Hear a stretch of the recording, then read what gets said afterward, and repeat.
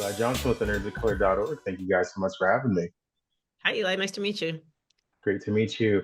So, bro. And Eli, will you field your first question to me so Ryan can eat a little bit of his lunch? No. It's all good. It's all good. It's all good. Don't worry. No, I got you guys. Thank you so much. Actually, I kind of wanted to talk to you. It's actually my second time having the privilege of talking to you, Ryan, with the first time being on Steph Curry's documentary, Underrated.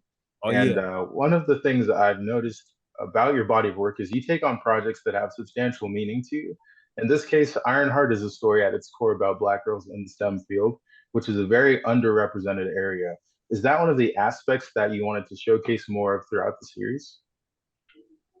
Um, yeah. Like what I was honestly the most interested in, uh, outside of the technology and the science of it all, because that is how she was introduced in Wakanda Forever, right? She was introduced uh a foil to Shuri, um, and for us to see what a scientist looks like from another part of the world, and really like a personification of the type of person that Killmonger and later T'Challa at the end of the first film was advocating for, you know. Yeah. But the show for me was always going to be about fleshing out her world, like fleshing out the people around her and getting to see her in her native environment. You know what I mean? Like that the place that shaped her. And I just loved Chinaka's take on it. So the thing I was the most interested in, was the relationships. You know what I mean? Like that was I knew the science was gonna take care of itself, and eventually the magic, you know what I mean, contrasting that.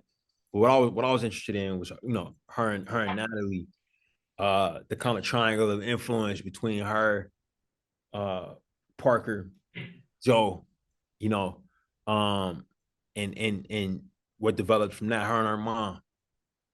You know Mm. what I mean?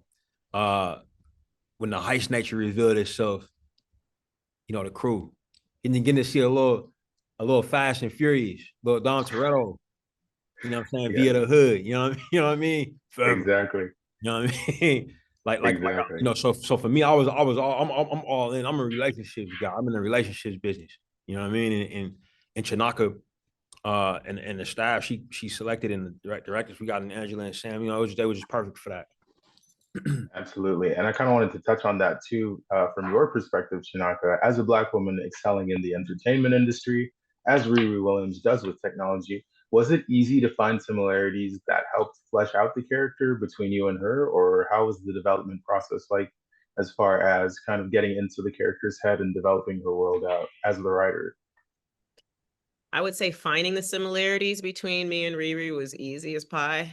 I would say navigating those similarities is harder. I think the same way Ryan was talking earlier about understanding that Riri feels like she only has one shot. I feel very much like that, even given the incredibly nurturing and supportive environment of working with Marvel and Proximity Media on this one.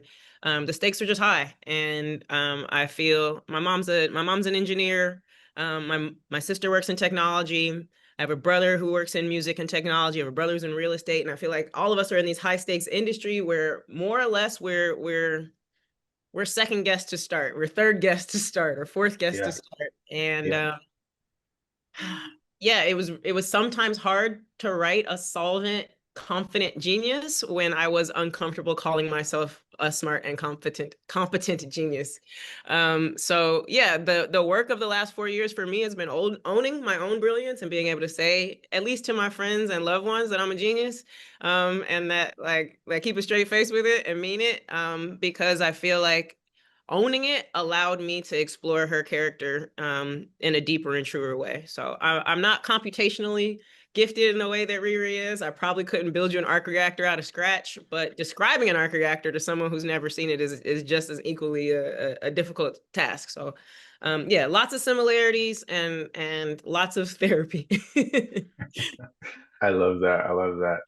Well, thank you guys so much for your time. It was great spending some time with you and kind of getting into the minds of the creatives and the people who made the show a possibility. It looks fantastic. It's a thrill ride to watch. Thank you guys so much for your time today. Thank you so much. Appreciate you. Bye. Johnson with the nerdsofcolor.org. Thank you guys so much for having me. No, thanks for having us. Hey, Eli. So, hey, Sev. And actually, I had the opportunity to speak with you, Sev, and you and Natalie Kasabian a few years back for the film Missing. And in a similar way, this film was a bit of a reunion for you as well, as not only are you working with executive producer Ryan Coogler once again, but you're also working with series star Dominique Thorne, who plays Riri Williams. And you two worked on Judas and the Black Messiah some years ago. What was the most exciting thing about jumping into this series with her and with Ryan, and what is jumping into the Marvel universe? How does that affect you? How is that exciting for you? What are you looking forward to with that? Oh man, thank you, man. I mean, look, I mean, Dominique is amazing, and it's no coincidence that we work with her from Wakanda Forever to Judas to now Ironheart. It's all interconnected because you may know that she had auditioned to be Shuri in Black Panther 1, and that's kind of when she first came on our team's radar. I'm probably the biggest newcomer, of our whole team to Marvel, and I'm one of the biggest Marvel fans. I mean, I'm at every single release date, opening, screening, and I'm watching all the shows. I'm on all the forums. I'm watching all the Easter egg videos. So it's just really fun to see that these shows and movies are made with so much love and dedication from everyone, from Kevin and Lou and Brad and of course Zoe and Kelsey. Um, it's really fun to see that experience and to see that there's a lot of room for creativity. We brought on this amazing head writer, Chinaka Hodge, who's also new to the Marvel universe, and she was able to really put her own voice into Riri to the point that that's what we're seeing when we watch the show today. Amazing. And Zoe, I kind of went through some of your background, and you are in some ways one of Marvel's secret weapons, I would say. You had a hand in Falcon and the Winter Soldier, The Eternals, Black Panther. When you're bringing a new but still beloved character like Riri Williams to the screen, what are the ways that you make sure the series builds the character's identity but retains those elements that ensure continuity within the MCU? Mm. Well, that was, first of all, very kind of you, very undeserving, very kind. I think the challenge every time we tell a new story in the Marvel tapestry is how do you meet the bar of storytelling that has come before. Like that is a bar that is ever raising and ever hard to hit. But at the same time, how do you tell a story that can only be told by these characters? We're constantly asking ourselves, like, what does Riri have to offer that no other character can offer? And so you start there and you start just putting the building blocks on top of that. Obviously in collaboration with our amazing head writer Chinaka and our entire team in the writer's room, everybody brought such personal, specific ideas to help ground these characters, root them in something very real, but also bring a lot of fun and a lot of, unexpected twists and turns and unexpected characters and corners of the MCU. But if you really boil it down, all stem from things that really only Riri can offer. Especially this merging of magic and technology. That was a sort of day one North Star for us, and really fun to unpack. Absolutely. And Seth, I want to jump back to you because you're, as you said, a newcomer, but also, you do have some experience working with Ryan on things with this sort of scale. What was one of the challenges that you guys really kind of had to brainstorm and kind of nitpick as far as the production goes that you were at least able to give us a little bit of insight on without giving too much spoilers? What's something that kind of happened during production that you were able to overcome and that you really got a really good learning experience from? Funny, man. That's a question I ask everyone I ever hire, by the way. So great question. I think for us, it was honestly the iron suits. We were really dedicated to give Riri her own special blend when it comes to what an iron suit looks like. We wanted to be different than Tony's later suits, when he kind of gets into the nanotech world. And I was really important to me to bring back the clunk of her helmet coming down. Like that's so satisfying. And one of the ways our amazing special effects team pulled all this off is we literally had live action, life-size iron suits built, like full-blown iron metal, whatever. We would roll them onto set and you could see it, and they were amazing for lighting reference, for VFX, and also just they act in the show. Many times you're literally looking at an actual physical object, but making those are quite difficult. They don't just hand those out, of course. So just working with Zoe and our amazing department heads to really figure out the timing of it and the look of it. And I mean, that's what makes the show feel so real, that so often you're actually looking at, Dom wearing something that resembles a real iron suit. Amazing. And one of the things that I think is so cool about this show is that it kind of puts a spotlight on the concept of women in the STEM field, so women in science and technology. Zoe, was that something that you guys were very cognizant of going into it, that you really wanted to put a focus on, or was it something that was kind of just an extension of the story, or was that something you really wanted to bring to focus?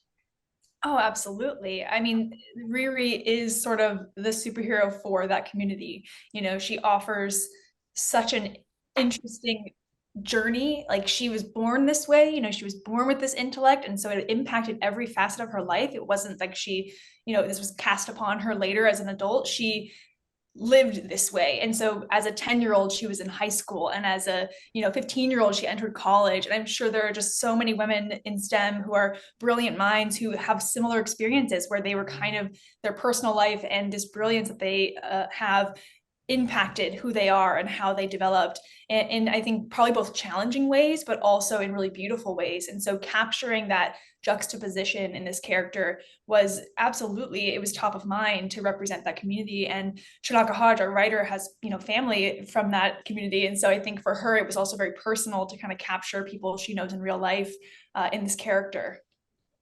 Awesome. I love that so much. And I always kind of like to get the opinion from people who are the minds behind it on what the series could mean to people. What do you think viewers should take away from it? I want to get both of you guys' opinions, Sev. I think what the series can mean to people is it's a character that they are maybe not as familiar with. Almost maybe if you think about Guardians of the Galaxy when that was, you know, first got released, I think the mainstream world weren't quite familiar with those characters. Going on a journey that you're not going to expect and taking you to places that get quite magical at times in ways that you don't expect, all with a beautiful dressing of drama and storytelling and even amazing moments of comedy, all grounded with these relationships between, you know, Riri and her friend Natalie, and Riri and Parker, of course, and you know, surprisingly, Riri and Alden's character, who I think is such a really fun through line that you don't even see coming. All of that, I think, is going to make for a really fun, binge-worthy show that you didn't quite know you were looking for. I love that. Zoe, what's your perspective on it as well? Oh man, I think we got an opportunity to introduce what are now some of my favorite characters in the MCU. And so I really hope to see people engaging with them, you know, and taking them away as their favorite characters after this series, because I do think they're so unique and they're so interesting.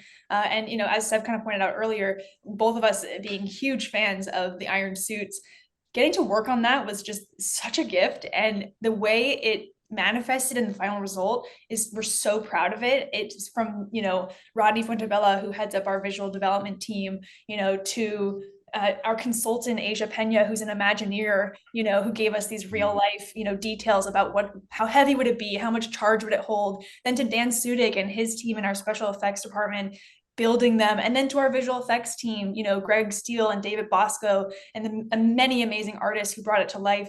It crossed so many brilliant hands. So I'm just really proud of that. And I hope people come to see that very cinematic experience on your screen at home. Absolutely. And you guys did such a great job with the series. Everything was amazing. And I really had such a great time watching it. It was a real thrill ride. And I hope people really look forward to it as well. So thank you guys so much for your time today. It has been an absolute pleasure. Thank you.